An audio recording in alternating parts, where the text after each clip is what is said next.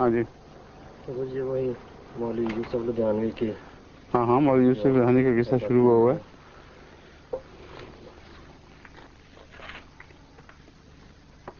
اس کتاب کا عنوان کیا ہے ان کی؟ قادیانیوں اور دوسرے کافروں کے درمیان فرق. اچھا یہ ہے.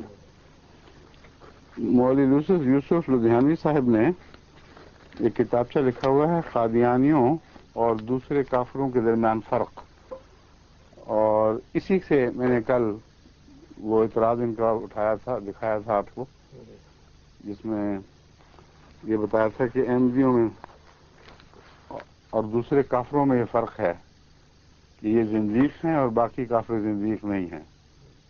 وہ ان کا جھوٹا ہونا تو اسی سے ثابت ہو گیا اور کثرت کے ساتھ.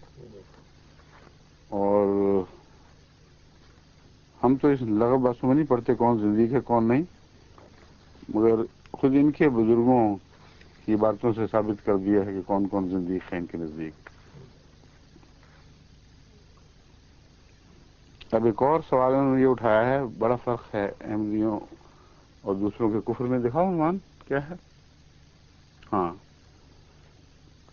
احمدیوں اور دوسرے کافروں کے درمیان ایک اور فرق انہوں نے یہ بتایا ہے کہ احمدی حضرت اقدس محمد رسول اللہ صلی اللہ علیہ وسلم کے بعد ایک امتی نبی مان کر تو باقی کافروں سے الگ ہو گئے، اور امتی نبی اور کوئی نہیں مانتا. وہ اس کا ایک پہلو سے میں بیان کر چکا ہوں، کل کثرت سے حوالے دے دیے تھے کہ ان کے تمام بڑے بڑے بزرگ جن کے خلاف ان کو مجال نہیں ہے کہ زبان کھولیں، وہ بین یہی بات کہہ چکے ہیں کہ محمد مصطفیٰ صلی اللہ علیہ وسلم کی امت میں نبی کا پیدا ہونا ہرگز نہ محال ہے، نہ کسی قسم کی حضور اکرم کی گستاخی، نہ خاتمیت کے خلاف. اب ایک اور پہلو یہ اٹھائیں گے، فرماتے ہیں کہ حضور کے بعد کسی کو نبوت نہیں دی جائے گی. کہتے ہیں یہ فیصلہ ہے.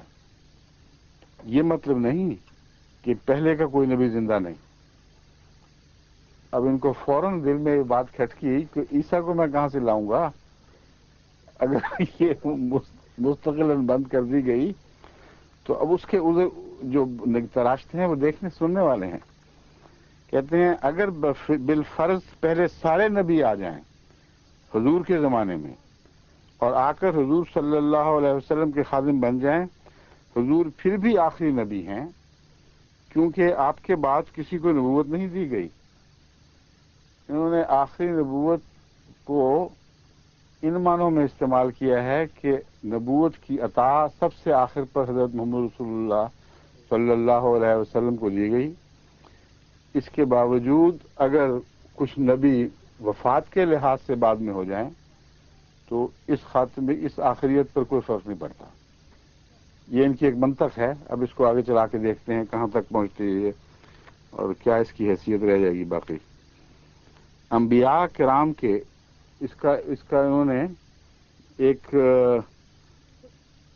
اس کی ایک حکمت یہ بیان فرمائی ہے کہ انبیاء کرام کے ناموں کی جو فہرست اللہ تعالیٰ کے علم میں تھی، اس میں آخری نام نامی آپ کا یعنی حضرت محمد رسول اللہ صلی اللہ علیہ وسلم کا تھا. آپ کی تشریف آوری سے انبیاء کرام کی وہ فہرست مکمل ہو گئی ہے، اس لیے اب اس فہرست میں اضافہ نہیں ہو سکتا. وہ فہرست کون سی تھی، کس نے تیار کی تھی؟ پہلی تو یہ بحث اٹھنی چاہیے کہ کسی مولوی نے فہرست تیار کر کے خدا کو پکڑا دی تھی کہ اے اللہ یہ فہرست ہے، اب اس میں جو آخری نام ہے وہ پڑھ دے، اس کے بعد چھٹی. ایسی جاہلانہ بات بنا رکھی ہے کہ کوئی فہرست بنا کے خدا تعالیٰ نے اپنے سامنے رکھی ہوئی تھی، مجبور ہو گیا تھا. سوال یہ ہے کہ اگر فہرست میں کوئی نبی آخری تھا تو کیوں تھا؟ کیا اس لیے ہے کہ نبوت کی ضرورت ختم ہو چکی تھی، یا اس لیے کہ نبوت کی ضرورت باقی تھی پھر بھی وہ آخری تھا؟ یہ دو ٹوک فیصلہ ہے. اگر یہ سوچو اور یہ کہو کہ نبوت کی ضرورت ختم ہو چکی تھی اور حضرت اقدس محمد مصطفیٰ صلی اللہ علیہ وآلہ وسلم نے نبوت کی تمام ضرورتوں کو قیامت تک اس طرح پورا فرما دیا کہ شریعت کی ضرورت ہی پوری نہیں کی، بلکہ لوگوں کو تقوی پر اس حد تک، اس مضبوطی سے قائم کر دیا کہ نسلاً بعد نسل قیامت تک پھر متقی کے ہاں متقی بچے پیدا ہوتے رہیں گے، اور کبھی بھی امت میں کسی قسم کا کوئی بگاڑ نہیں آئے گا۔ اگر یہ کہو تو آمنا و صدقنا، پھر تمام احمدی گواہی دیں گے کہ اگر یہ واقعہ ہوا ہو تو پھر حقیقتاً کسی اور نبی کی ضرورت نہیں، لیکن پھر پرانے کی بھی ضرورت نہیں، نئے کی بحث نہیں ہے، وہ بھی ساتھ کیا۔ اگر ضرورت اٹھ گئی اور امت ہمیشہ کے لیے پاک و صاف ایسی بن گئی کہ اس کے نقوش، خاتمیت کے نقوش تو مولوی صاحب کے نزدیک آگے منتقل نہیں ہو سکتے، مگر اگر نبوت سے جو اصلاح ہوئی اس کے نقوش نسل بعد نسل قیامت تک امت محمدیہ میں اسی طرح چل رہے تھے، تو بالکل اس میں کوئی شک نہیں کہ کسی قسم کی کسی نبی کی ضرورت نہیں۔ لیکن اگر شریعت وہی ہے، اگر قرآن وہی ہے، اگر حدیث اور سنت وہی ہے، میں اس وقت یہ بحث نہیں اٹھاؤں گا کہ اس میں اختلاف بھی ہیں، بعضوں کے نزدیک بعض حدیثیں درست، بعضوں کے نزدیک نہیں، یہ بحث نہیں میں اٹھاتا۔ میں کہتا ہوں سنت پوری طرح اپنی آخری شکل میں تمام امت کو دستیاب ہے، اور اس پر ساری امت کو اتفاق ہے کہ یہی سنت ہے۔ قرآن کو متعلق تو اختلاف ہے ہی کوئی نہیں، سوائے ضمنی اختلاف کے بعد شیعہ کہتے ہیں، لیکن وہ بالکل ایک معمولی سا اختلاف ان معنوں میں ہے کہ ان میں جو اکثریت ہے وہ اس بات کو نہیں مانتے، مجھے امید ہے کہ نہیں مانتے ہوں گے، مگر سر دست میں اصل دلیل کو صرف لوں گا، ان اختلافات کو چھوڑتا ہوں۔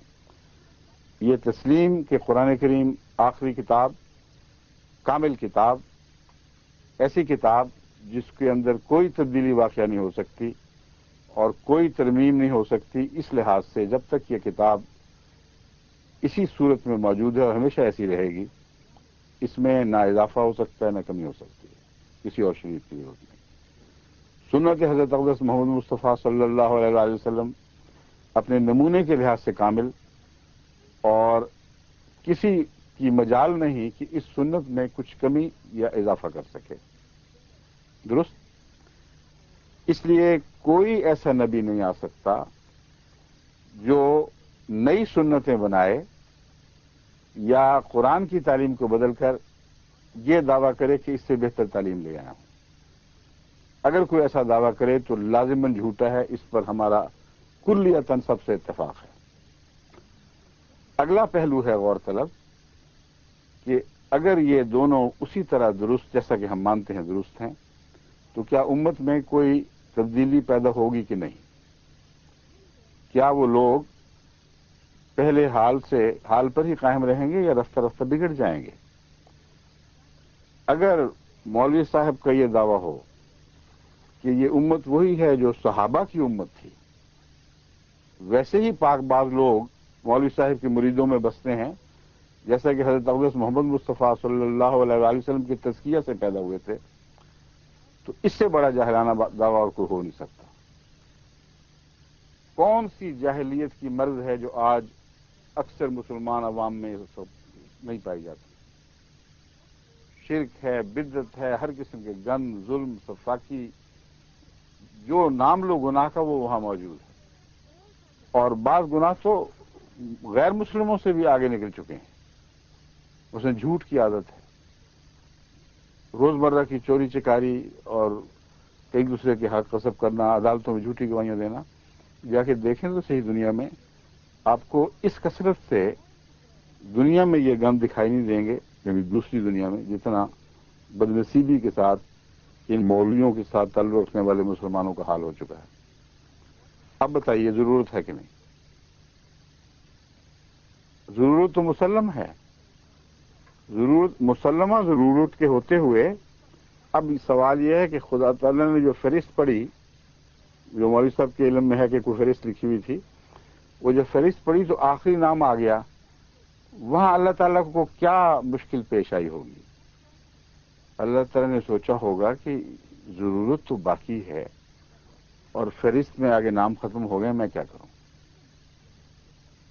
کہاں جاؤں, کس طرح اس امت کو سنبھالوں.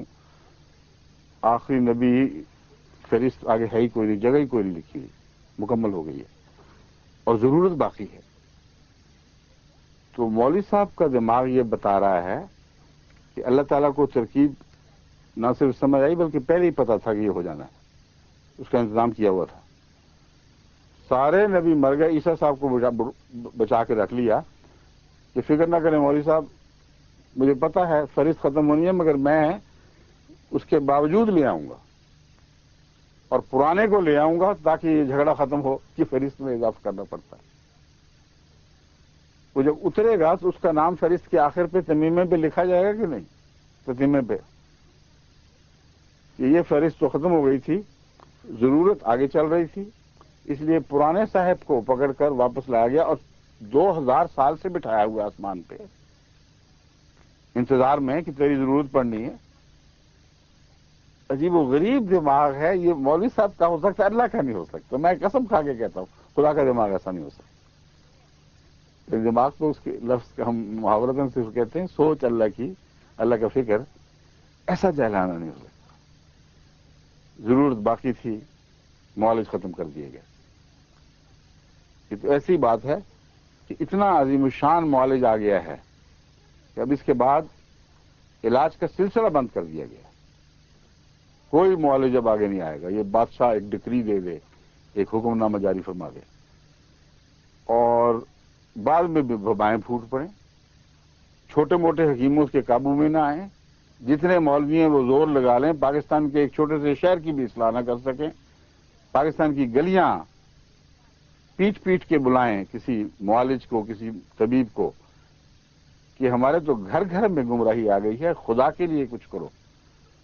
اور سارے معالج کے ہمارا تو بس ہی نہیں چلتا, ہم تو مسلمانوں کو کافر بنانے پر مقرر کیے گئے ہیں. ہم مسلمانوں کو مسلمان بنانے کی اہلیت کہاں سے رکھتے ہیں؟ اگر بنا سکتے تو تم لوگوں کا یہ حال ہوتا کیوں؟ اس لیے جہاں جس حال میں بیٹھے ہو بیٹھے رہو, ہمارے بس کی بات نہیں. معالج ختم ہو چکے ہیں. اس وقت بادشاہ کے دربار میں جب دہائی دی جائے تو بادشاہ کہے فکر نہ کرو, میں نے ایک پرانے معالج کو جو اس سے کمتر تھا, جس پر میں نے بات ختم کی ہے, اس کو بچا کے رکھا ہوا ہے. یعنی اچھے کے بعد نسبتاً کم, اور اس کا دائرہ فیض اس سے بہت محدود. جو سب سے شاندار معالج گزر گیا اس کے بعد تو آنا کسی نے نہیں. تو بادشاہ اعلان کر دے کہ آنا کسی نہیں, وہ ٹھیک ہے لیکن نیا نہیں آئے گا, پرانا تو آ سکتا ہے. جب ضرورت ہے تو لانا ہی لانا ہے, مجبوری ہے میری. اس لیے فکر نہ کرو, میرے فرمان کی پرواہ نہ کرو, میں پرانا پکڑ لاؤں گا. کوئی پوچھے کہ اتنا اچھا آیا تھا اس کو کیوں لے گیا؟ تو زندہ رکھنا تھا اور آخری کہہ دیا تھا, تو جو سب سے بہتر تھا اس کو کیوں نہ سنبھال لیا؟ یہی بات حقیقت ہے جو در حقیقت ان کے جو شاعر سے کیا نام تھا ان کا, ہمارے کنت سواد حضرت حسان بن حضرت حسان بن ثابت. حضرت حسان بن ثابت کے دل کی آواز ہے جو اس وقت یاد آتی ہے.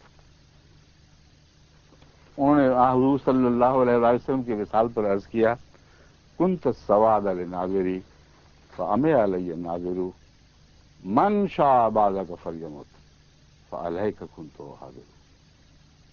اے میرے آقا, میری آنکھوں کا نور تو تھا, تو میری آنکھوں کی پتلی تھا, تجھ سے میں دیکھا کرتا تھا. اب تو نہیں ہے تو مجھے کچھ دکھائی نہیں دیتا.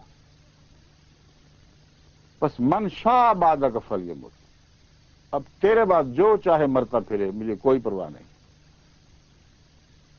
یہ آپ کے دل کی آواز تھی, کیونکہ جانتے تھے کہ محمد رسول اللہ سے بہتر اور کوئی دنیا کی اصلاح کرنے والا نہیں ہے. لیکن فیض یافتہ بھی بلایا تو کسی اور امت کا ان مولویوں نے اس بات کی کوئی پرواہ نہیں کی کہ آخری تھے تو ان کو سنبھال لیا جاتا, آخری چیز بچا کے رکھی جاتی ہے. کہ نہیں, وہ تو واپس تشریف لے جائیں گے, ایک پرانا نبی جو کم تر چھوٹی امت کا نبی وہیں کا پرورش یافتہ موسیٰ کی امت سے فیض یافتہ اس کو لے آؤں گا، اور یہاں دوبارہ جب آئے گا تو اس کو دین کا علم کیسے ہوگا؟ کسی مولوی سے پڑھنے بیٹھے گا؟ کون پڑھائے گا دین؟ لازماً ماننا پڑے گا کہ اس پر وحی ہوگا، یعنی دوبارہ قرآن وحی ہو گیا، دوبارہ سنت وحی ہو گئی، تو پھر نیا نبی بنانا اور کس کو کہتے ہیں؟ ادنا بھی ان کی سوچوں میں عقل کا شائبہ نہیں ہے، یہ ان مولوی صاحب کی سوچوں میں مثالیں بنا دیتے ہیں اپنی طرف سے، بیٹھے گھڑتے رہتے ہیں، سوچتے ہی نہیں کہ ان مثالوں میں معمولی عقل کا شائبہ بھی نہیں پایا جاتا، اطلاق پا ہی نہیں سکتی۔ خیر، اب ان سے ہمیں گزارا تو کرنا ہے نا بیچاروں سے، کیا کیا جائے؟ کہتے ہیں حضور کے صلی اللہ علیہ وسلم کے خادم بن جائیں گے آ کے پرانے، اس لیے بات ختم ہو گئی۔ یہ اگر خادم بن جائیں گے تو پھر خادموں میں کیا قصور ہے بیچاروں کا؟ جو پہلے سے ہی خادم، آباء و اجداد سے خادم، 100 پشت سے خادم چلے آ رہے ہیں، امت میں پیدا ہوئے اور امت میں آ کر محمد رسول اللہ صلی اللہ علیہ وسلم کی اطاعت میں ساری زندگی بسر کی، ان بیچاروں کا کیا قصور ہے؟ ان خادموں کو چھوڑ کر موسی امت کا ایک خادم پکڑا، اسے خدا تعالیٰ دوبارہ اتار لایا اور کہا کہ اب اس امت کا خادم بن۔ بہت ہی جاہلانہ تصور ہے، اور اس میں ایک اور بھی گناہ کا پہلو ہے، یعنی یہ تو سارا ہی میرے نزدیک یہ سوچ ہی گناہ ہے۔ گناہ کا پہلو یہ ہے کہ اب امر واقعہ دیکھتے ہیں، محسن کون بنا، آخری فیض کس کا تھا؟ مولوی صاحب کا میں آگے پڑھ کے سناؤں گا حوالہ، کہتے ہیں آخری کی بحث تو صرف اس طرح ہوگی کہ جس طرح کوئی کہتا ہے کہ جناب آپ کی آخری اولاد کون سی تھی، تو وہ کہے گا پیدائش کے لحاظ سے آخری یہ تھی، اس لیے محمد رسول اللہ علیہ وسلم یعنی اپنی پیدائش کے لحاظ سے آخری نبی پیدا ہوئے، اس لیے آخری اولاد کے مشابہ ہو گئے۔ اس بات پر مولوی صاحب نے سب سے زیادہ فخر کیا ہوگا کہ دیکھو ایسی دلیل لایا ہوں کہ جس کا کوئی توڑ احمدیوں کے پاس نہیں ہو سکتا۔ مگر سوال جو میں اٹھا رہا ہوں وہ یہ ہے کہ حضور اکرم صلی اللہ علیہ وآلہ وسلم کے بعد بلایا تو کس کو بلایا؟ وہ جو موسوی امت کا آخری تھا اور جس کی تربیت موسیٰ کے ہاتھوں سے ہوئی تھی۔ امت محمدیہ میں جو اول تھا وہ آخر بھی تھا ان کے نزدیک، ہمارے نزدیک تو اولیت کا معنی بھی اس سے بہت بلند تر ہے اور آخر کا معنی بھی بہت بلند تر ہے، آگے بحث میں آئے گا۔ مگر میں آپ کو سمجھا رہا ہوں کہ مشکل خدا کو یہ پڑ گئی کہ حضور اکرم صلی اللہ علیہ وآلہ وسلم کا نام فہرست میں آخر پر لکھا ہوا تھا، کہتے ہیں اس لیے اب آگے آ نہیں سکتا تھا، تو پرانا بلایا لیکن اس کو کہا خادم ہو جا، اور اس طرح اس نے خدمت کی اور فیض پایا۔ سوال یہ ہے کہ آخری ہونے کی وجہ سے ضرورت کس کو تھی؟ کیا حضرت محمد رسول اللہ کو ضرورت تھی کہ نہیں تھی؟ یا عیسیٰ کو ضرورت تھی؟ عیسیٰ تو اپنا کام مکمل کر کے جا چکا تھا، اس نے اپنے سارے فرائض سر انجام دے دیے تھے، جو کام خدا نے اس کے سپرد کیے تھے رسول الی بنی اسرائیل کے طور پر۔ ان کو ماننا پڑتا ہے سب مولویوں کو کہ وہ جتنی استطاعت تھی سب کام کر بیٹھا تھا۔ اب نیا کام جو سپرد ہوا ہے بیچارے کو اس بڑھاپے کی عمر میں، 2000 سال کی عمر میں جو محنت کرے گا امت محمدیہ کے لیے، تو کس کا احسان کس پر ہوگا؟ صورتحال یہ بیان کر رہے ہیں کہ امت محمدیہ کو ایسی مصیبت پڑے گی کہ نبی سے کم میں ان کا چارہ نہیں ہوگا، ایسی بیماریاں پھیلیں گی کہ جب تک آسمان سے اللہ کی طرف سے کوئی نہ آئے اس وقت تک اس امت کے بچنے کا کوئی سامان نہیں ہو سکتا۔ اس وقت محمد رسول اللہ کی امت میں سے کوئی پیدا ہو نہیں سکتا، آپ کے خادموں میں سے کسی کو یہ توفیق ہی نہیں ہے یہ خدا سے وہ مرتبہ پالے۔ اس لیے خدا تعالیٰ امت موسوی کے آخری نبی کو، زمانے کے لحاظ سے آخری نبی کو یہاں بھیجے گا کہ تو امت محمدیہ کو بچا۔ تو جو آخری فیض رسان ہوا وہ کون سا تھا؟ جب امت محمدیہ کے سانس اکھڑ رہے تھے، کس نے آ کے بچایا ان کے نزدیک؟ عیسیٰ علیہ السلام نے۔ تو محسن کون ہوا؟ نعوذ باللہ من ذالک، محسن بھی وہی بن گئے۔ تو اچھا خاتمیت کا تم ترجمہ کر رہے ہو کہ سارا فیض محمد رسول اللہ صلی اللہ علیہ وسلم سے ہاتھ سے کھینچ کر یہ دکھا کر کہ آپ اپنی امت کو فیض نہیں دے سکتے، اب جو دینا تھا دے چکا، مانتے ہو کہ قرآن مکمل تھا، مانتے ہو کہ قرآن تبدیل نہیں ہوا تھا، مانتے ہو کہ حدیث موجود تھی اور سنت موجود تھی، اس کے باوجود امت بگڑ گئی، پھر اللہ تعالیٰ نے قرآن مسیح کو بلایا اور اس نے اپنے فیض سے اس امت کو دوبارہ زندہ کر دیا۔ کوئی غیرت، کوئی حیا، کیا آدمی کہے اس پر؟ چھوٹی چھوٹی بیٹھے منطقی اپنی طرف سے دلیلیں بناتے رہتے ہیں، گہرائی میں اترتے نہیں کہ ہم کیا کہہ رہے ہیں، اس کے نتائج کیا نکلیں گے۔ آگے سنیے،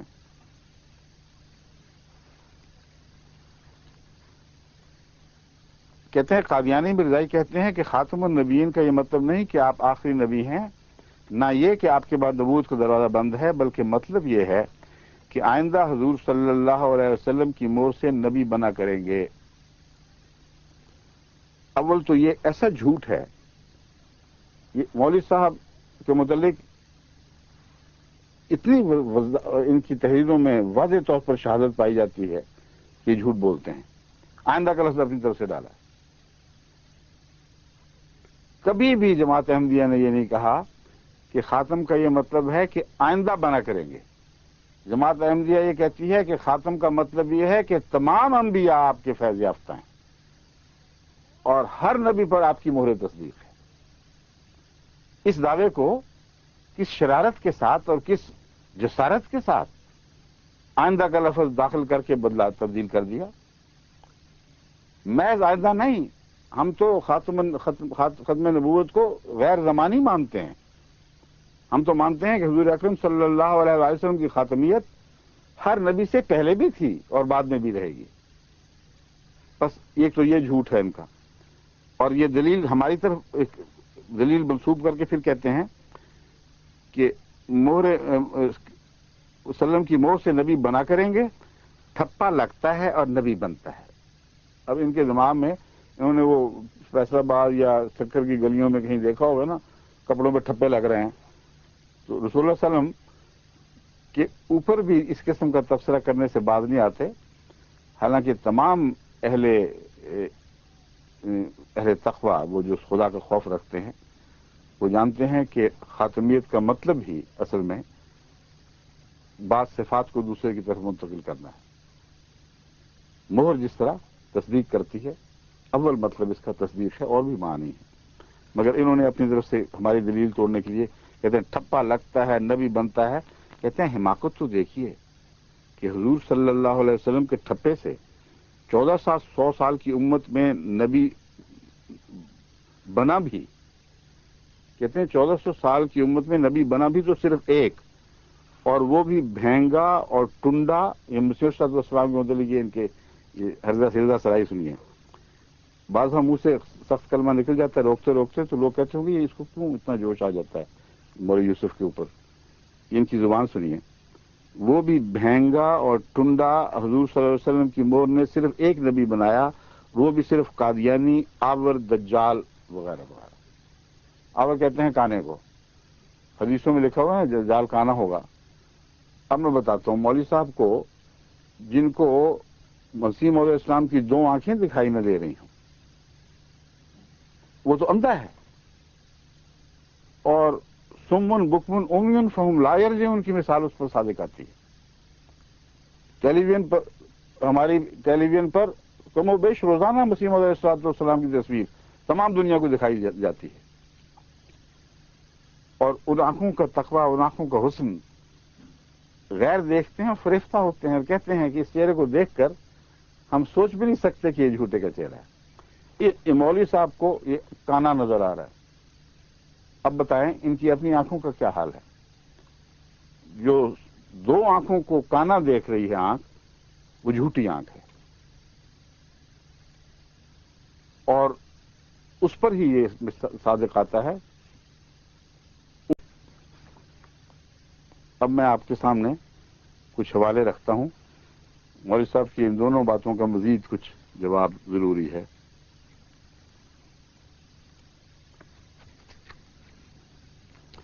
جہاں تک اس بات کا جواب ہے کہ ایک ہی نبی خدا نے ان کو بنایا، یہ بالکل جھوٹا ہے. ہم اول تو آئندہ ہماری طرف سے منسوب کر دیا.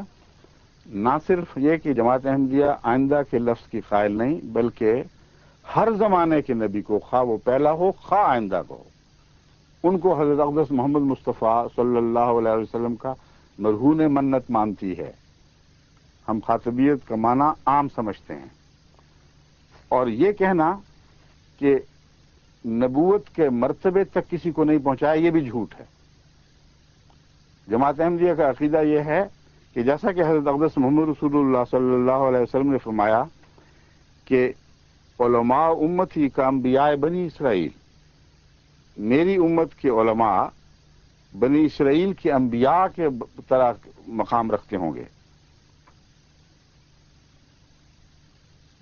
مکتوب امام ربانی میں بھی اس حدیث کا ذکر ملتا ہے، اور یہ بیان کیا گیا ہے کہ بنی انبیاء اسرائیل کی طرح بلند مقام رکھتے ہیں.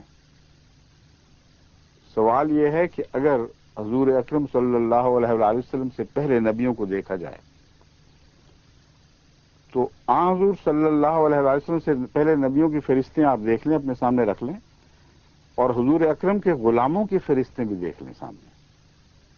ابو بکر کو دیکھیں، عمر کو دیکھیں، عثمان کو دیکھیں، علی کو دیکھیں، دوسرے صحابہ رضوان اللہ علیہم کو دیکھیں، اور پھر امت میں پیدا ہونے والے بڑے بڑے بزرگوں کو حال دیکھیں. کوئی ثابت تو کرے کہ بنی اسرائیل کے نبی ان سب سے برتر تھے. بائبل میں ان کے حال تو پڑھ کے دیکھو. خدا کا خوف کرو، کچھ شرم کرو. محمد رسول اللہ کے غلام پچھلے سب سے بڑھ کر ہیں اپنے مرتبوں میں، سوائے ان چند ایسے عظیم انبیاء کے جن کو ہم قرآن کریم کی وجہ سے مانتے ہیں کہ ان کا اتنا بڑا بلند مرتبہ تھا کہ ان کے مشابہ یا محمد رسول اللہ کو قرار دیا گیا ہے یا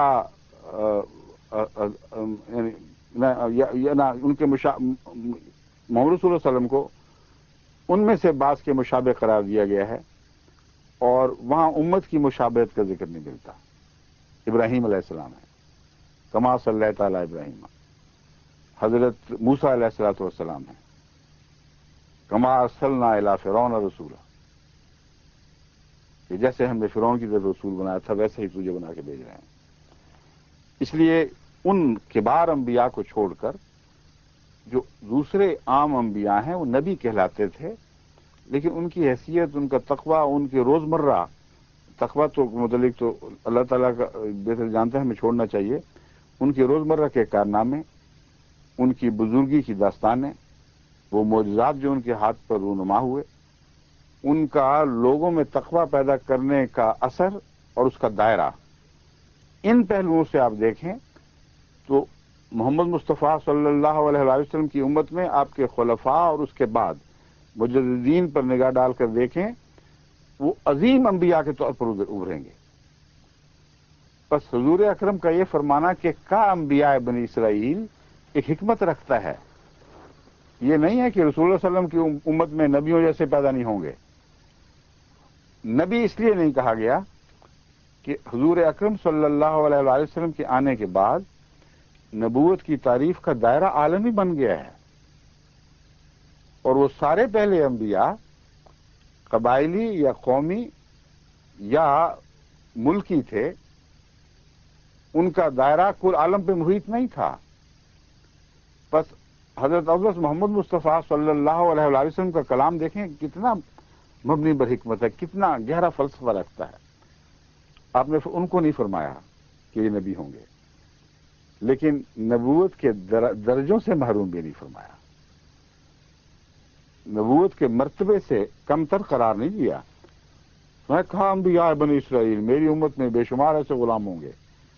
خدا ترس علماء مراد ہیں جن کو تم دیکھو تو پہچانو گے کہ انبیاء بنی اسرائیل کی طرح یہ بھی نبوت کر رہے ہیں، لیکن نبی کا نام اس لیے نہیں مل سکتا کہ محمد رسول اللہ صلی اللہ علیہ وآلہ وسلم ایک عالمی نبی کے طور پر آئے ہیں، سوائے اس شخص کے جس کو خدا تعالیٰ محمد رسول اللہ کے عالمی مشن کو دوبارہ دنیا میں جاری کرنے کا حکم دے اور آپ ہی کے فیض سے فیض یافتہ ہو کر دنیا کو فیض پہنچانے کا حکم دے، اس کے سوا اب عقلاً کسی کو نبی کا لقب دیا نہیں جا سکتا، کیونکہ نبی کی تعریف میں عالمی نبوت کی تعریف داخل ہو گئی ہے۔ کل عالم کر نبی رحمت للعالمین۔ بس مجددین کی بزرگیوں کو دیکھو، ان کا دائرہ فیض پرانے بنی اسرائیلی انبیاء کی طرح اپنے اپنے علاقوں قوموں میں محدود تھا، اور محمد رسول اللہ کا دائرہ فیض کل عالمی بن چکا ہے۔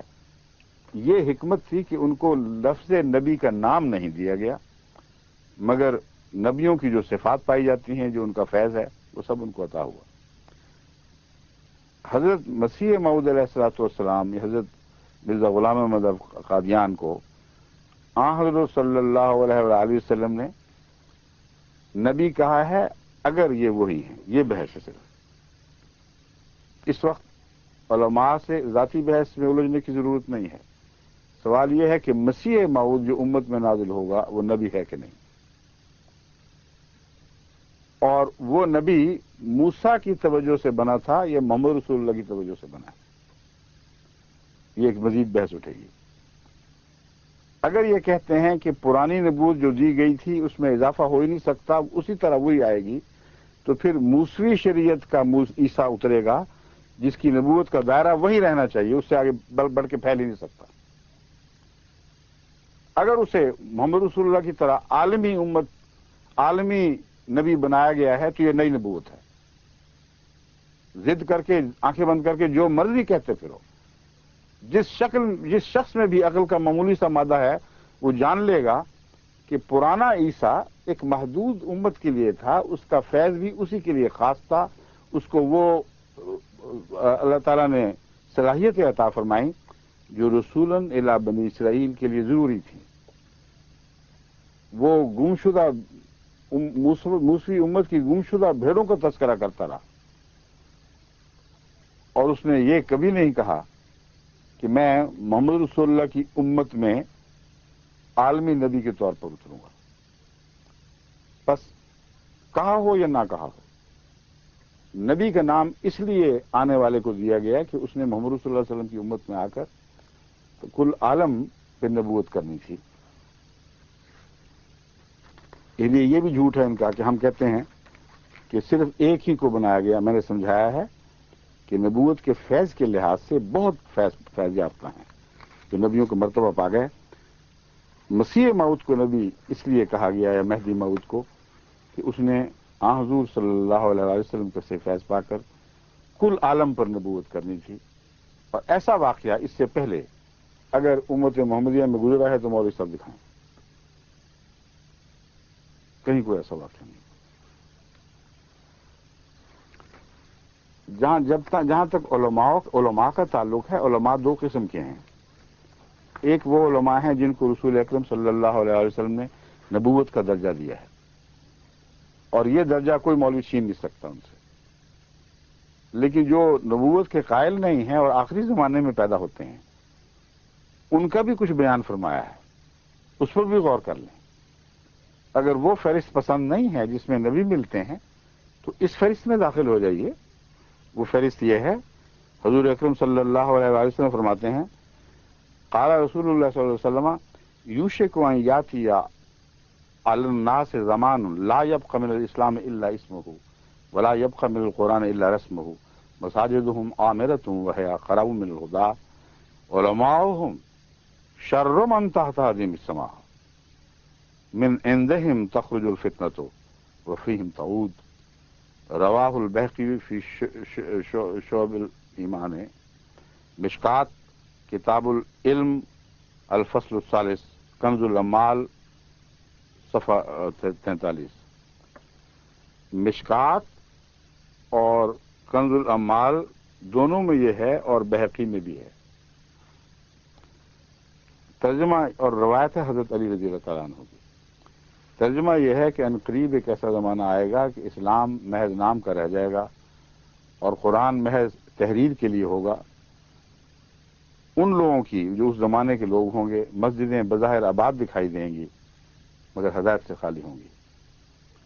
علماؤہم شر من تحت عظیم السماء، ان کے علماء ان لوگوں کے علماء آسمان کے نیچے بدترین مخلوق ہوں گے. تو اگر وہ نبیوں والے علماء پسند نہیں، آپ کو اتنی نفرت ہے نبوت سے، تو شوق سے اس حدیث کے ذیل میں آ جائیے، بلکہ ہوں گے. میرا گمان کبھی تو یہی ہے. فیصلہ اللہ نے کرنا اور قیامت کے دن ہوگا وہ فیصلہ، لیکن مجھے کبھی گمان یہی ہے. اور اس کے لیے دلیل یہ ہے کہ وہ علامتیں جو اسلام کے متعلق حضور اکرم نے بیان فرمائی تھیں وہ تو پوری ہو چکی ہیں. اسلام پاکستان میں دیکھیں تو صحیح، نام کا اسلام کتنا ملتا ہے.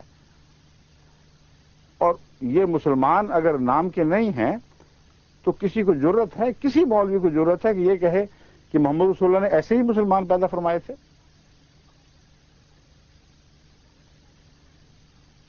علامہ اقبال اس سے پہلے جبکہ حالت اتنی گری ہوئی نہیں تھی کہہ چکے ہیں کہ وضع میں تم ہو نصارہ تو تمدن میں ہنود، یہ مسلمان ہیں جنہیں دیکھ کے شرمائے یہود. علامہ اقبال کی گردن کیوں نہ پکڑی تم نے اس وقت؟ اور وہ پہلے کا زمانہ، اچھے زمانوں کی بات کر رہے ہیں.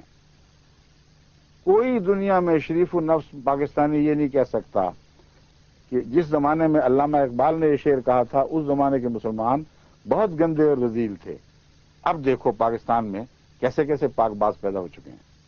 معاشرہ ہی بدل گیا ہے، سارا معاشرہ اسلامی ہو گیا. جس ملک کے صدر یہ اعلان کرتے ہوں کہ ملک سے عدل اٹھ گیا ہے، جب تک عدل واپس نہیں آتا اس وقت تک کوئی فیض تمہیں نہیں مل سکتا. اے پاکستانی قوم، اگر تم زندہ رہنا چاہتی ہو. ہمارے موجودہ صدر بڑے ذہین، بہت تعلیم یافتہ اور نبض شناس ہیں. انہوں نے کتنی سچی بات کہی ہے. کہتے ہیں اس ملک سے عدل اٹھ گیا ہے، اور جہاں سے عدل اٹھ جائے وہاں پھر کسی خیر کی توقع نہیں ہو سکتی. تو عدل کے بغیر اسلام کون سا ہے؟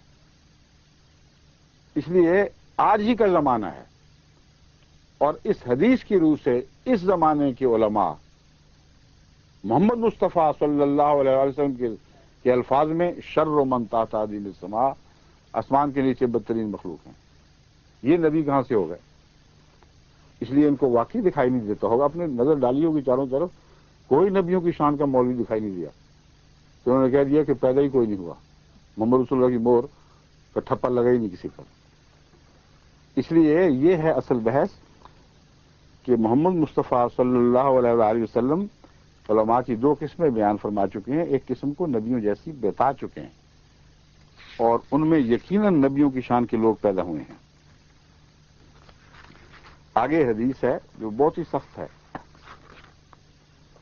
وہ الفاظ میرے نہیں ہیں، حضرت محمد رسول اللہ صلی اللہ علیہ وسلم کے الفاظ ہیں، اس لیے مولویوں کو صبر سے سننا چاہیے. حضور صلی اللہ علیہ وسلم نے فرمایا تکون فی امتی فضاۃ فیسیر الناس الی علمائہم فاذا ہم قردۃ وخنازیر، کہ میری امت میں جھگڑے ہوں گے، اختلاف پھیل جائیں گے، انتشار پیدا ہو جائے گا. لوگ اپنے علماء کے پاس رہنمائی کے لیے جائیں گے، فاذا ہم قردۃ وخنازیر، تو ہیں یہ کیا؟ وہ کیا دیکھیں گے؟ وہاں تو بندر اور سور بیٹھے ہوئے ہیں. نعوذ باللہ من ذالک.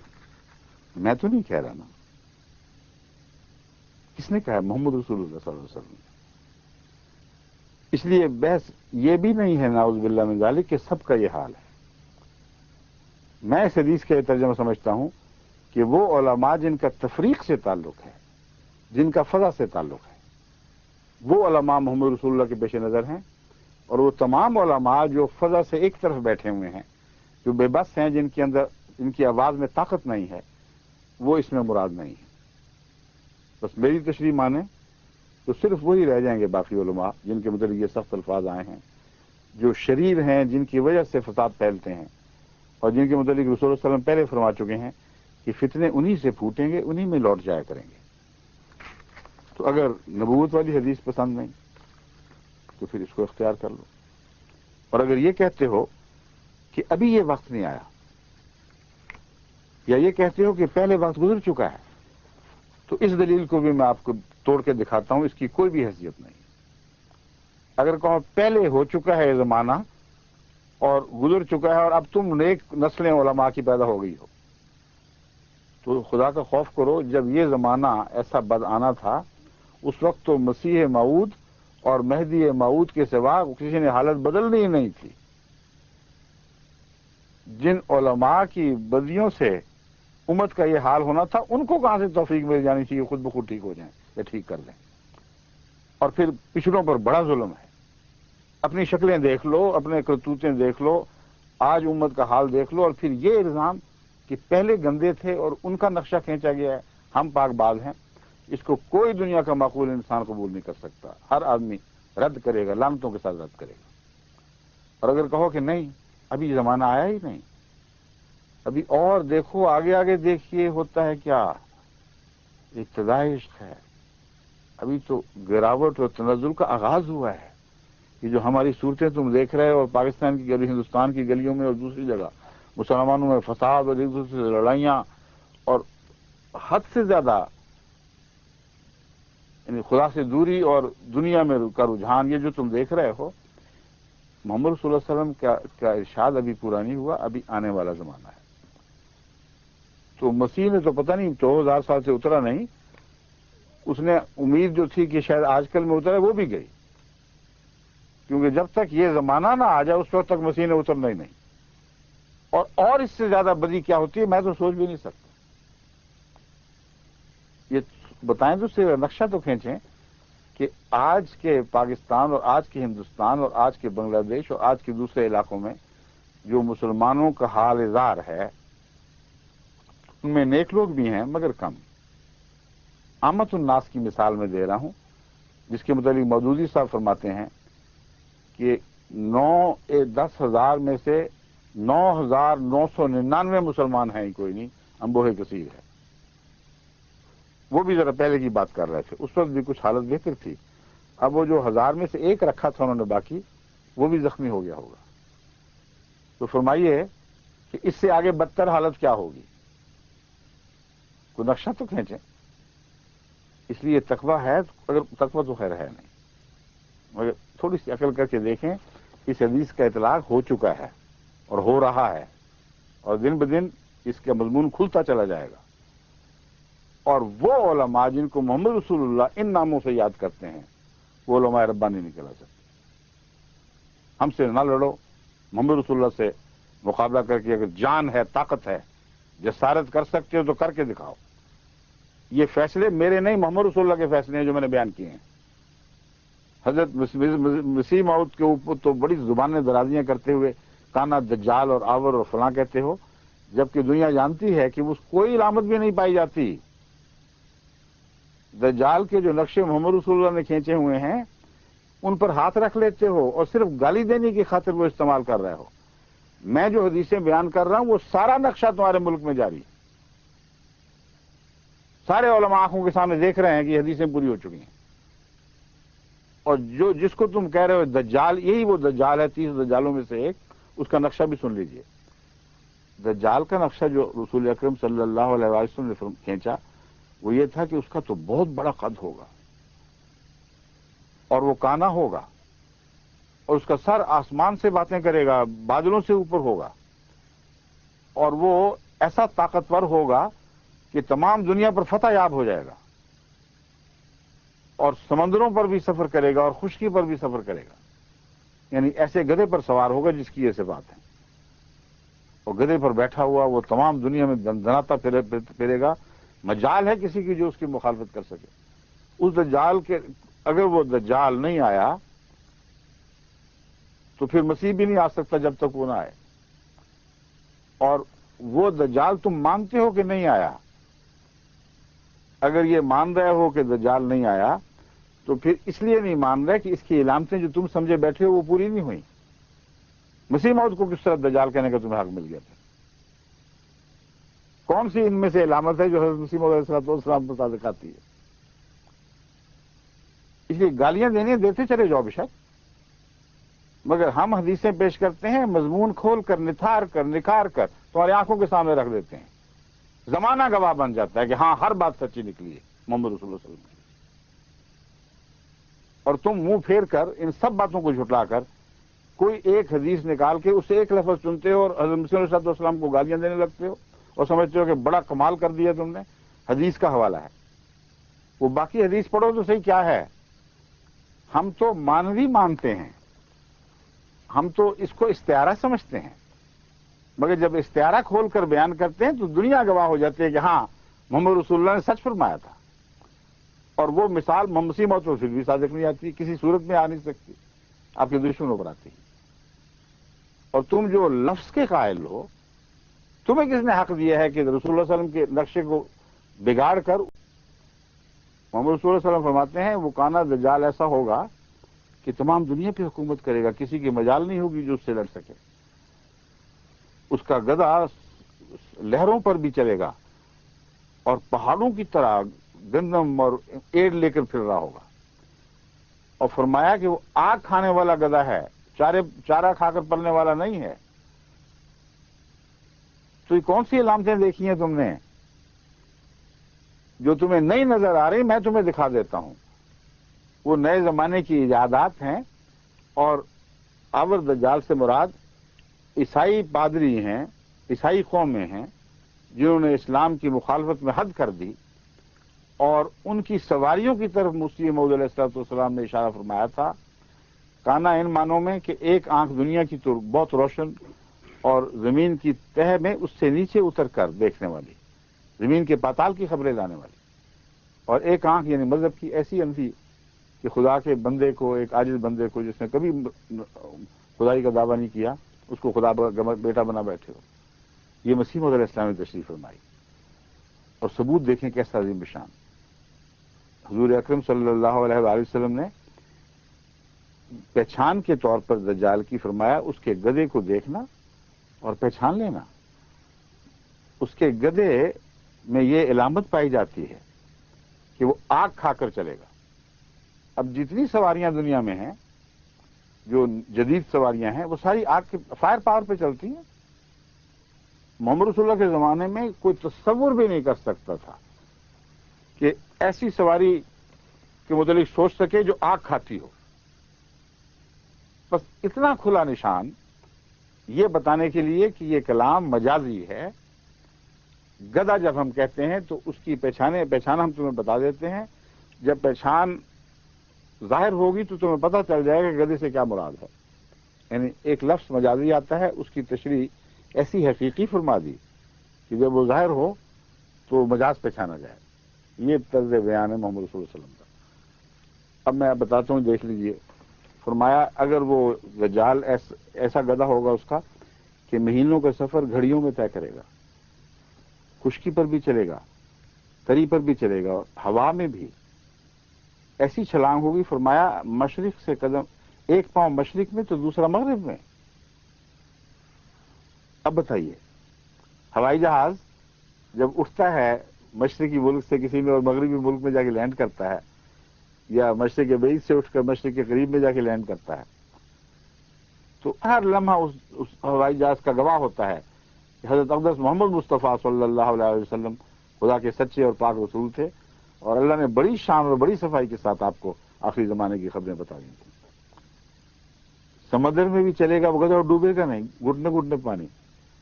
آج جہاز چل رہے ہیں سارے، ان کا یہ بھی آگ سے چلتے ہیں۔ فرمایا اس گدھے کے پیٹ میں سواریاں بیٹھیں گی۔ اب مولوی صاحب سوچ کے دیکھیں، کیوں نہیں اپنا دماغ لڑاتے؟ پیٹ میں اس گدھے کی سواری کا تصور ناممکن تھا، اور وہ تبھی صحیح ہوگا اگر جماعت احمدیہ کے فیض پائیں، حضرت مسیح موعود علیہ السلام کو مادی مانیں، آپ کو جو اللہ نے ہدایتیں دی ہیں اور یہ مضامین سمجھائے ہیں ان کو قبول کریں، تب جا کر آپ کو محمد رسول اللہ علیہ وسلم کی باتیں سمجھ آئیں گی، ورنہ بیٹھے رہیں گے اسی طرح۔ بس حضرت صلی اللہ علیہ وسلم نے جب گدھے کا یہ نقشہ کھینچ دیا اور پھر دجال کو ایک دیو قامت بلند انسان دکھایا، تو ہم نے تو مہدی سے فیض پا کر اس کے مضامین کو سمجھ لیا، مگر آپ ظاہر پرست مولوی ہیں، آپ کہتے ہیں لفظاً لفظاً ہمیں یہی دکھاؤ، تو پھر ظاہر پرستی چھوڑ کر وہ جس پر یہ اطلاق نہیں پا رہا اس پر تمہیں، اس کو دجال کہنے کا تمہیں کیا حق ہے؟ ظاہر پرستی کرنی ہے تو چمٹے رہو اس ظاہر پرستی کو. جس دن وہ گدی پیدا ہوگی جو ایسے گدے کو جنم دے گی جس کے دو کانوں کے درمیان 70 گز کا فاصلہ ہوگا، اس کے پیٹ میں بیٹھ کر مولوی صاحب تشریف لے آئیں، میں خدا گواہ ہے کہ میں مولوی صاحب کی بیعت کرنے پر آمادہ ہو جاؤں گا. مجھے اور کسی نشان کی ضرورت نہیں رہے گی. لیکن خدا گواہ ہے کہ نسلن بعد نسل مولوی مرتا چلا جائے اور گدیاں مرتی چلی جائیں، نہ وہ مولوی پیدا ہوگا جو ایسی گدی کا درشن کر سکے، نہ وہ گدی پیدا ہوگی جو ایسا بچہ دے جو ظاہری طور پر ان علامات کا حامل ہو جو مولوی صاحب لیے بیٹھے ہیں پلے سے باندھ کر، اور ظاہر پرست ہونے کی وجہ سے کہہ رہے ہیں کہ یہ پیدا ہوگا پھر مسیح اترے گا. خاتمیت کی بحث تو یہی مکمل ہو گئی، ساتھ ہی اس کا بھی قضیہ ہو گیا. وجہ یہ ہے کہ مولوی صاحب امت کو دھوکہ دے رہے ہیں کہ کوئی آئے گا. اصل پیغام ہے کسی نے نہیں آنا، چھٹی کرو، ہم ہی ہیں، بس ہم سے ہی گزارا کرنا ہوگا اب ساری عمر. کیونکہ تم سے گزارا کرتے کرتے تو اس حال کو پہنچے ہیں، اور تم سے کتنا گزارا کریں. 1400 سال میں تم نے امت کا یہ حال بنا دیا ہے، فرقوں پر فرقوں میں تقسیم کر دیا، کفر پر کفر کے فتوے جاری کیے، اور اخلاقاً یہ بنا کے رکھ دیا ہے، اور کہتے ہو کہ جب تک وہ گدھا نہیں آئے گا مسیح نے آنا نہیں. اس نے اس دجال کو قتل کرنے آنا ہے. تو کہاں گیا وہ مسیح؟ کیسے اتارو گے اس کو؟ میں خدا کی قسم کھا کے کہتا ہوں کہ تمہاری ساری نسلیں قیامت تک مرتی چلی جائیں اور ساری گدیاں مرتی چلی جائیں، نہ وہ مولوی پیدا ہوگا جو اپنی آنکھوں سے اس گدی کو دیکھ سکے جو ایسا بچہ دے، نہ وہ گدی پیدا ہوگی جو وہ بچہ دے جس کے اوپر دجال نے سواری کریں. دجال کہاں سے آ جائے گا پھر؟ اور مسیح کہاں سے اترے گا؟ تم نے وہیں مار کے چھوڑنا ہے. زمین پہ تو اب موت مقدر نہیں رہی مسیح کی. وہ کمبخت گدی تو پیدا ہو جائے، اس کے بغیر کس طرح مسیح اترے گا؟ کیا محمد رسول اللہ صلی اللہ علیہ وسلم کی پیشگوئیوں کو جھٹلا کے اترے گا؟ تمہاری بات مان کے اترے گا؟ تمہاری مسیح کی جوتیوں کی بھی پرواہ نہیں ہے تمہاری. جس کی غلامی کا دم تم کہتے ہو بھرنا ہے، ہم کہتے ہیں بھر چکا ہے، اسی سے فیض پایا ہے اس نے. اس کی غلامی مانے گا تو کہے گا میں تو نہیں نیچے اترنا، نیچے جھانکا کرے گا. جب کوئی کہے گا فرشتہ یا کوئی اشارہ کرے گا مسیح کافی برا حال ہو گیا ہے. امت مجھے دیکھتے نہیں کیا حال کس حال کو پہنچ گئی ہے. بہت سے گناہگار ہیں جو قبروں میں پاؤں لٹکائے بیٹھے ہیں. اترو خدا کے لیے. بعد میں کیا کرو گے جب سب ختم ہو چکے ہوں گے؟ تو مسیح جھانکے گا، کہے گا مجھے تو کوئی گدھا نظر نہیں آ رہا، اتنا بڑا، اتنا شان و شوکت کا، اور نہ وہ کانا دکھائی دے رہا ہے. تو مجھے دکھاؤ تو صحیح، میں محمد رسول اللہ کی بات مانوں یا تمہاری بات مانوں؟ میں نے تو نہیں کرنا. پہلے گدھا آئے پھر میں اتروں گا. اب اے مولوی یوسف صاحب اور آپ کے اپنے ساتھیوں کو اکٹھا کر لو، ساری دنیا کے مولوی. مسیح موعود کے الفاظ میں کہتا ہوں اگر کچھ پیش نہیں جاتی تو سجدوں میں اپنی پیشانیاں رگڑ دو، روتے روتے تمہاری پلکیں جھڑ جائیں اور آنکھوں کے حلقے گل جائیں. خدا گواہ ہے کہ تم ظاہر پرستوں نے جو محمد رسول اللہ علیہ وسلم کی حدیثوں کو حلیہ بنایا ہوا ہے، اس حلیے کے ساتھ تم کبھی کسی کو آتا نہیں دیکھو. اس لیے عملاً تم نے خاتمیت کا معنی اور بھی زیادہ وسیع کیا ہوا ہے اپنی طرف سے. امت کو دھوکہ دے رہے ہو، بیچاروں کو سمجھا رہے ہو کہ کچھ آئے گا. وہ بھوکے مر گئے بچے، ان کی مائیں، جس طرح عمر کے زمانے میں ایک ماں نے اس میں پانی ابلتے ہوئے پانی میں پتھر ڈالے ہوئے تھے، وہ پانی ابلتا تھا تو پتھروں میں آواز پیدا ہوتی تھی. بھوکے غریب ماں کے بچے سمجھتے تھے کہ کچھ اس میں پکڑا ہے. ان کو وہ سہارا بتا رہی تھی کہ دیکھو دیکھو ابھی ہنڈیا پک جائے گی تو میں تمہیں کچھ کھلاؤں گی. روتے پیٹتے بھوک سے اسی طرح وہ سو گئے. ان کے لیے تو ایک عمر آ گیا تھا. تم کس عمر کو لاؤ گے جو تمہارے جھوٹ سے امت کو نجات بخشے گے؟ خالی ہنڈیا پکا رہے ہو، کوئی معاہدہ اب تمہارے نزدیک اس امت کے لیے نہیں رہا. مسیح ایسا گیا ہے کہ اس کے آنے کی راہ میں وہ دجال اور اس کا گدھا کھڑا ہو گیا جو تمہارے نزدیک اس طرح آنا ہے، اب آ ہی نہیں سکتا. زمانے کے رنگ بدل گئے، دجال ظاہر ہو گیا، دنیا پر فتح مند ہو گیا، تو سواریاں نکل آئیں، مگر تمہیں دکھائی نہ دیں کیونکہ تم ظاہر پرست ہو چکے تھے۔ اس لیے امت کو اب کیا دھوکے دیتے ہو؟ کیوں کہتے ہو کہ کوئی آ جائے گا؟ کوئی نہیں آئے گا۔ اس لیے فیض یا تو فیض کی زبان میں کہو کہ گل کرو شمع بڑھا دو مین آیا، اپنے بے خواب کے والوں کو مکفل کر لو، اب یہاں کوئی نہیں آئے گا، سب راستے بند ہیں۔ آئے گا تو دجال، آئیں گے تو مولوی۔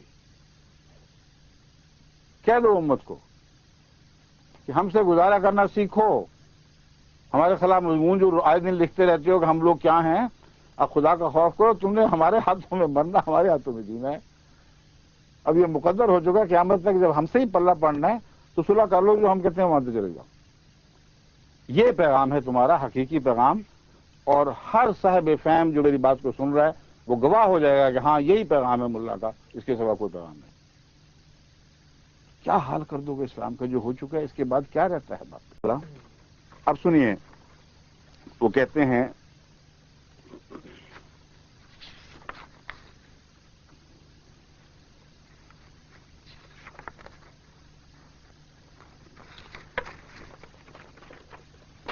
لینا ذرا یہ پکڑیں۔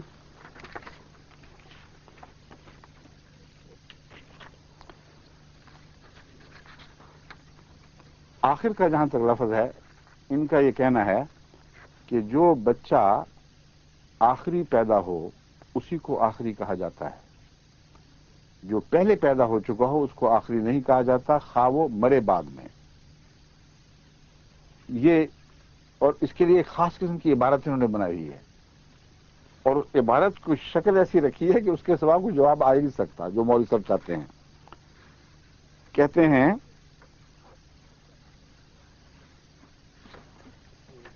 یہ ہے، یہاں بھی تھا، یہی ہے۔ کہتے ہیں جس بچے کو ماں باپ کی آخری اولاد کہا جائے اس کا مطلب یہ ہوتا ہے کہ وہ اپنے ماں باپ کے ہاں سب اولاد کے بعد پیدا ہوا۔ جس بچے کو ماں باپ کی آخری اولاد کہا جائے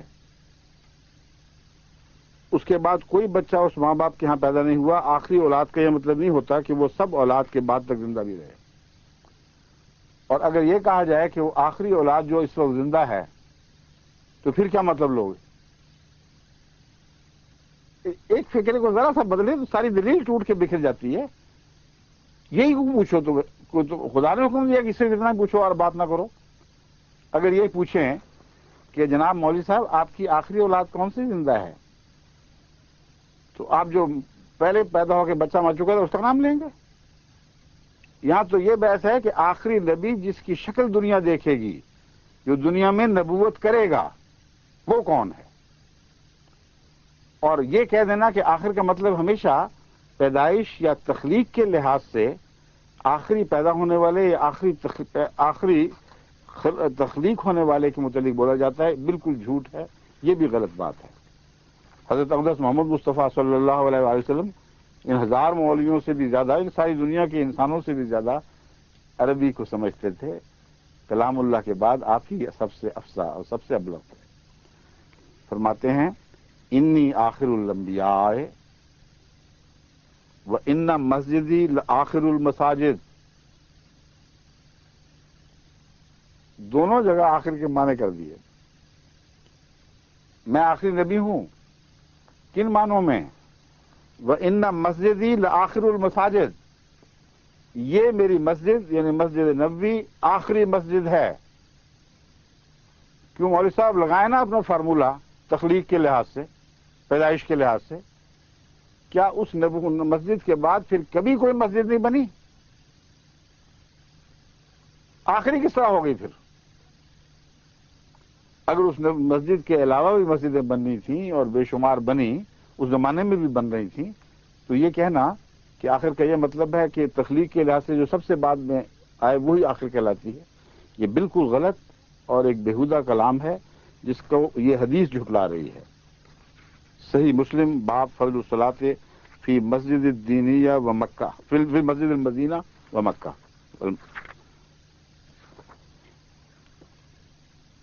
پھر حضرت اقدس محمد رسول اللہ علیہ وسلم کا عیسیٰ علیہ السلام کے متعلق کلام سن لیں. مولوی صاحب تو یہ کہہ رہے ہیں نا کہ عیسیٰ کو اول ہی کہا جائے گا، آخر نہیں کہا جا سکتا، کیونکہ وہ پیدائش کے لحاظ سے پہلے پیدا ہوئے ہیں. اور جب پوچھا جائے کہ جناب آپ کی اولاد میں سے سب سے پہلے کون سی پیدا ہوئی تھی، تو کہا جاتا ہے کہ فلاں، اور سب سے آخری کون سی پیدا ہوئی تھی تو پھر کہا جاتا ہے فلاں، اور اس میں فرق نہیں پڑتا پھر پہلے کون مرتا ہے بعد میں کون مرتی ہے، ان کی دلیل ہے. مگر یہ سوال نہیں ہے، سوال یہ ہے کہ کیا وہ نبی جو پہلے پیدا ہوا اگر بعد تک زندہ رہے اسے آخری کہنا جائز ہے یا ناجائز ہے؟ یہ سوال میں اٹھا رہا ہوں. عبدالر المنصور جلد 2 صفحہ 245، مطبوعہ دارالمعرفہ بیروت لبنان. اس میں یہ حدیث شائع ہوئی ہے، وَلَّن یخزِ اللہ امتن انا اولھا وعیسی ابن مریم آخرھا.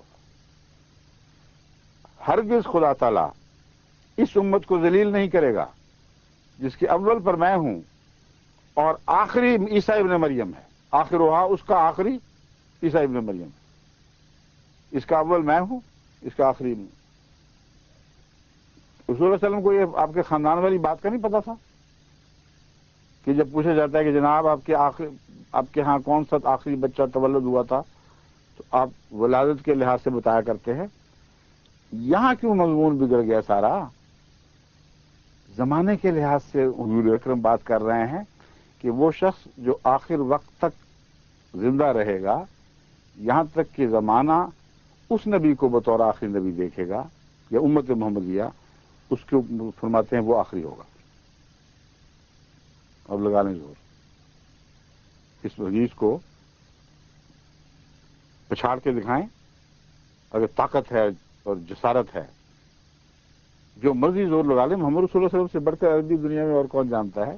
اول اور آخر کے ماں جو محمد رسول اللہ علیہ وسلم کو علم ہے وہ اور کسی کو کیسے پتا ہو سکتا ہے؟ وَلَّن یخزِ اللہ امتن، اللہ اس امت کو ذلیل نہیں کرے گا، ہلاک نہیں کرے گا، رسوا نہیں کرے گا، جس کا اول میں ہوں اور جس کا آخر مسیح ابن مریم ہے. یہ محمد رسول اللہ علیہ وسلم کا قول ہے. اس لیے وہی رسوا ہوں گے جو اس حدیث کا مقابلہ کرنے والے ہیں. پھر سنیے، قال رسول اللہ صلی اللہ علیہ وسلم. ایک کمال الدین سے روایت ہے، یہ شیعوں کی کتاب ہے. ہو سکتا ہے کوئی شیعہ سن رہا ہو تو کہا کہ یہ سنیوں کے پیچھے جو تم پڑے ہوئے ہو ہمیں کیوں ساتھ متون کر رہے ہو؟ ہم نے تو نہیں ایسی باتیں کہیں اور ہم ان کی روایتوں کو مانتے بھی نہیں. یہ شیعہ کہہ دیا کرتے ہیں بعض لوگ. تو اکمال الدین کا حوالہ بھی دے دیتا ہوں. قال رسول اللہ، ابو جعفر بن محمد سے روایت ہے، قال رسول اللہ صلی اللہ علیہ وسلم کیف تہلک امۃ انا اولھا واثنا عشر من بعدی من السوداء واولی الالباب والمسیح ابن مریم آخرھا. اس حدیث میں سنی یہ اعتراض ضرور کر سکتے ہیں کہ تم نے یہ 12 اماموں کا ذکر حدیث کی طرف منسوب کر کے اپنی طرف سے ایک دلیل نکالی ہے. لیکن چونکہ اس حدیث کے اول اور آخر الفاظ سنی حدیثوں میں بھی موجود ہیں، اس سے صاف پتہ چل رہا ہے کہ کسی شیعہ نے تصرف کر لیا اس پہ، اور انہوں نے کہا کہ چلو جو امام مہدی کی صداقت یا مسیح کی صداقت ثابت ہو رہی ہے تو ہم ساتھ ہی اپنے ائمہ کا بھی ذکر کر دیں، وہ بھی ساتھ ہی فیض پا جائیں اس حدیث کا. یہ امکان ہے، لیکن میں اس لیے نہیں پیش کر رہا کہ شیعہ سنی کے درمیان اس وقت حکمت بن کے بیٹھوں. میں یہ بتانا چاہتا ہوں کہ شیعوں کو بھی یہ مضمون ماننا پڑے گا کہ حضرت محمد رسول اللہ صلی اللہ علیہ وسلم کے بیان کے مطابق آپ اول ہیں اور آنے والا مسیح جو رسول اللہ ہوگا وہ آخر ہے. اب دیکھ لیں ان کی آخریت کہاں گئی. اصل بات یہ ہے جو یہ مولوی سمجھتے نہیں کہ اہل علم اور اہل تقوی علماء پہلے اس مضمون پر گفتگو فرما چکے ہیں، وہ خوب کھول چکے ہیں کہ آخری کی تم نے زمانے کی کیا بحث اٹھا لی ہے. زمانے کے لحاظ سے آخری ہونا تو کوئی معنی نہیں رکھتا. آخری مرتبے اور مقام کے لحاظ سے عزت کا لفظ بنتا ہے اور مقام مدح میں جگہ پاتا ہے. یعنی مطلب یہ ہے کہ کسی کو کہا جائے کہ یہ آخری پیدا ہو گیا، ضروری تو نہیں کہ آخری، اچھا یہ رحمت خون بھی تو ہوتی ہے. جو پہلا پیدا ہو جائیں بعض بچے وہ بڑی ترقی کرتے ہیں، بہت اعلیٰ مراتب کو پاتے ہیں. حضرت یوسف کا اپنے بھائیوں میں سب سے آخری تھے، وہ بھی بیچ میں پیدا ہوئے تھے. تو یہ علماء حق یہ بحث کر چکے ہیں کہ تم رسول اللہ صلی اللہ علیہ وسلم کو محض زمانے کے لحاظ سے آخری نہ کہو، یہ درست نہیں ہے، مرتبے اور مقام اور شان کے لحاظ سے آخری ہیں. اب یہ میں ان چند حوالوں کے بعد اس موضوع کو ختم کرتا ہوں، باقی پھر بہت سی باتیں ہیں جو کل پیش کر دیں گے انشاءاللہ. نامور صوفی حضرت ابو عبداللہ محمد بن علی حسین الحکیم الترمذی نے فرمایا، کتاب خاتم الاولیاء میں یہ ان کا حوالہ درج ہے، یظن ان خاتم النبیین تعویلہ یظن گمان کیا جاتا ہے، یظن ان خاتم النبیین تعویلہ انہ آخرہم مبعثہم فأی منقبۃ فی ھذا تعویل البلہ الجہلہ. کتاب خاتم الاولیاء صفحہ 341. اب مولوی صاحب اپنی تعویل پہ قائم رہنا، اگر سن رہے ہیں تو غور سے سن لیں، اب اپنے قدم سنبھال لیں. یہ کیا کہتے ہیں حسین الحکیم الترمذی؟ فرماتے ہیں یہ جو گمان کیا جاتا ہے کہ خاتم النبیین کی تعویل یہ ہے کہ آپ مبعوث ہونے کے اعتبار سے آخری نبی ہیں، بالکل وہی بات جو مولوی صاحب کہہ رہے ہیں. بھلا اس میں آپ کی کیا فضیلت و شان ہے؟ اگر اتفاقاً کوئی بعد میں پیدا ہو جائے فرق کیا پڑتا ہے؟ اور اس میں کون سی علمی بات ہے؟ یہ تو احمقوں اور جاہلوں کی تعویل ہے. پہلے وہ نبیوں والی فہرست سے نکل کے کسی اور فہرست میں جا کھڑے ہوئے تھے مولوی صاحب، اب عالموں اور صاحب فہم لوگوں کی فہرست سے نکل کر اس فہرست میں جا پہنچے ہیں جس کے متعلق وہ لکھتے ہیں یہ تو احمقوں اور جاہلوں کی تعویل ہے. اگر یہ تعویل آپ نے اپنے لیے رکھنی ہے تو امت محمدیہ کو کیوں خراب کرتے ہیں؟ محمد رسول اللہ کی امت کا پیچھا چھوڑیں، ان کو اہل علم کی تعویل سننے دیں. اور آخری کا محاورہ بمعنی افضل کے رائج اور ثابت ہے، شرع ودی و شکری من بعید لآخر غالب ابدا ربیع حماسہ باب الابواب. ربیع بن زیاد سے میری دوستی اور شکر کو دور بیٹھے اس شخص کے لیے جو بڑی غالب میں سے آخری ہے ہمیشہ کے لیے خرید لیا ہے. ربیع بن زیاد نے ایک نام ہے، کہتے ہیں میری دوستی کو ایک ایسے شخص کے لیے خرید لیا ہے جو بڑی غالب میں سے آخری یعنی بہترین ہے. اب بتائیے بنی غالب میں اس کے بعد کوئی پیدا نہیں ہوا تھا؟ اور داغ کی آپ باتیں کرتے ہیں، یہ علامہ اقبال کا شعر ہے، کہتے ہیں چل بسا داغ آہ میت اس کی زیب دوش ہے. افسوس داغ چل بسا اس کی میت آج کندھوں پر کی زینت بنی ہوئی ہے، قبرستان میں لے جا رہے ہیں اس کو. آخری شاعر جہان آباد کا خاموش، اس کے بعد کوئی شاعر نہیں پیدا ہوگا. تو مولوی صاحب فوراً کہیں گے پیدائش کے لحاظ سے تحقیق ہونی چاہیے. ضرور جو داغ صاحب اگر تحقیق کریں گے تو پیدائش کے لحاظ سے سب شعراء کے بعد پیدا ہوئے ہوں گے، یعنی علامہ اقبال کے بھی بعد. کوئی ہوش کے ناخن نے ضد کر کے وہی جموں سے جو حلول شلول آئے بیان بولتے چلے جاتے ہیں. قرآن حدیث کا محاورہ دیکھیں، شعراء عرب کا محاورہ دیکھیں، شعراء اہل ہند کا محاورہ دیکھیں.